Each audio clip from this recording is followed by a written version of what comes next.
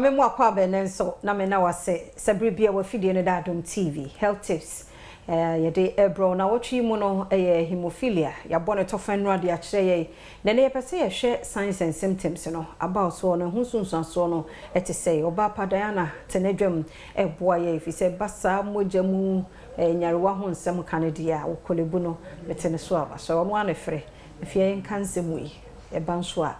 ye kama ne ye akono ne nyina ye hweade afiri oba na se mo akwaba me na wase eno abore tofa pa ba pese ye signs and symptoms a was hemophilia yo inti no ye bewo akra no no so yare ne woni mu inti kwan be na ma ye hu se yare ne woni mu ne ade hemophilia ne nyina ne se bibi we ye moja ne ma wo de wupra we bia wo de ade to so na wo de blog to so wo be yi wonsa no na moja ne twa okay ne o ma bebre wo ye mu a ekoso masa moja ne ye de twa okay bibi ti se nkate nkete ba besi baby su ti se glue ebe ba be kan bom na afa bibi ti se net aba be hye ho na afa moja na ye den etwa na sa net na ebe hye ho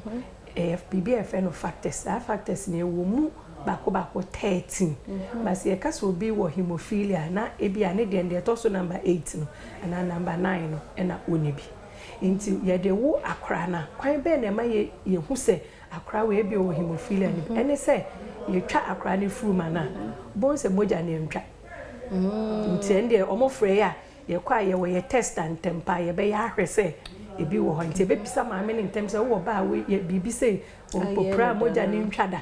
onya akape ye be ye test nti nsentwe ne ba ko ne se akra ye twa ne furu ma moja ni ntwa ye be ye test na hwe se ye bi ana eno ye ba ko ye to su mi enu ye ya fem ha de ye twa be ma ne ntem na watwe ba ko pe ne ye twa nti nkra ne bebra ye hu ni nyina ye be ma ne ye twa na ma ye hu ti wo se ye twa be ma na moja no ntwa ne ye de akra na ye de aba hospital ye be ye test no na eyebia na ize moja ne beba sa beba entwa nti bo so de ne be come midwife na nipa no ye nipa no be ye bibia enye yo se de fa ne ko hospital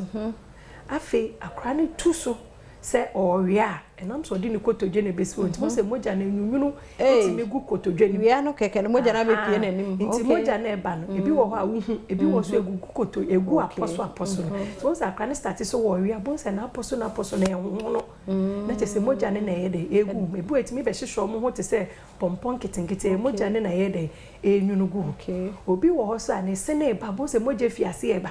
esi ni tu a na moja ye de eba akra start se wo dimi ka bo so ko hye akunya so peja ni taniti bo mo se ho na soa kakaka moja na ye de enyunu edi egu ho afi akra tusu kakra bo so akofa blade bi bikitu e bi twa na o so wode wonse sisu asa moja ne ntwada ebe pasa nti nsentwe ne ba kwa wo mu pa ne se nipa no opra kakra bi pe moja no ntwa na moja ne so etimi e moja yehu anase moja enyunugu yehunam okay ena sai moja enyunugu omo honam ni bebia ne ayesuro pa etimi ko omo ne se enyunugu adwini mu nti do fu so oba ne tia pimbi bikitwe bi wo se ho aso so na moja na ide na egu ni trim to se preko pakra ne wo ho no atori mu anase esro e kan nti e ncheche ba kwa ye de ma awofo no se omo be hwe sanse ncheni we nyina se ne be ya akra no mu hu saade we bi wo ho a to na mo ko hospital na ye nhwe se e hemophilia ne bia na wow aish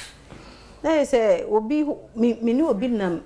ne bia bibi atwa no na moja ba bebra ni kwasa me fa ne normal bia kofa ibanja ha ba bia de to so na astop no I see ene infancy health na nya me yadoma ye nto so nti hemophilia no ho nkoma na yedi wana wakande abesie no se bibi twa wa moja ni ntwada why ye be ntwa Russian fan ko hospital fasedama endpoint homeopathic clinic na da wo madwumedi ye de brewo ma no yanko check ya wudi mo hwo e free mema no so sa say stroke nso atumi kan yanko e ana diabetes na how endpoint homeopathic clinic number ne 0244867068 ochina kwa hoden ho a ebesehia